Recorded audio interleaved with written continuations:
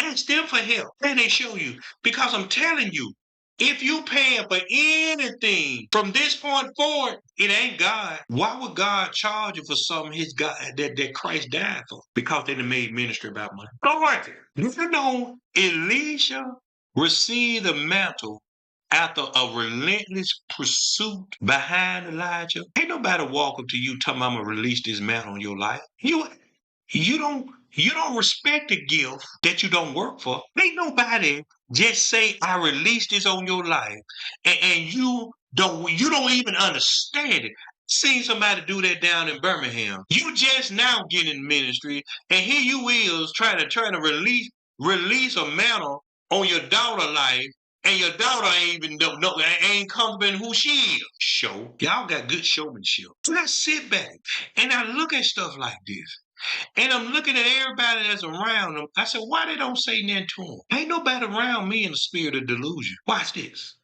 It also produces the clarity of God's voice. Ain't no noise, ain't no crowd. It's just God. See, these schools, they give you the language, but the wilderness give you the way. These schools teach y'all what to say. The wilderness, it teaches you what it costs to say it. You have no clue what it costs for some people to say what they say. So what we're going to do, because I do have some apostolic and prophetic gifts, I think we're going to do a series because even if I stop speaking and I start working on something else or something happened to me unexpectedly, I don't want my people to be left around thinking they got to go find somebody.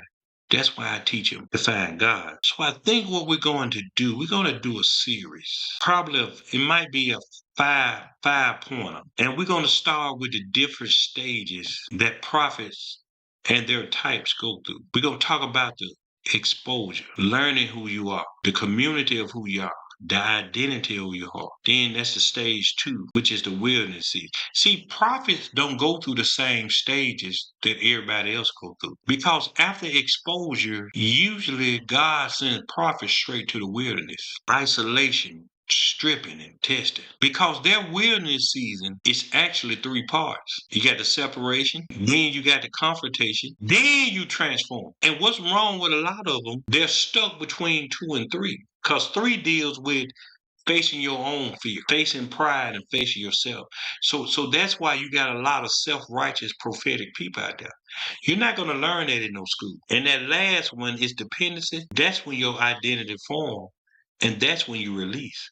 So most prophets that I see or whatever, a lot of them, but these new ones that's coming out, they stuck between 1 and 2 because they know God called them, but because they're afraid of making mistakes, they're not really looking for help. They're becoming prophets unto themselves. I seen one, they on there talking about test the spirit, this and this and this and this on a ministry page, but I see her on a personal page.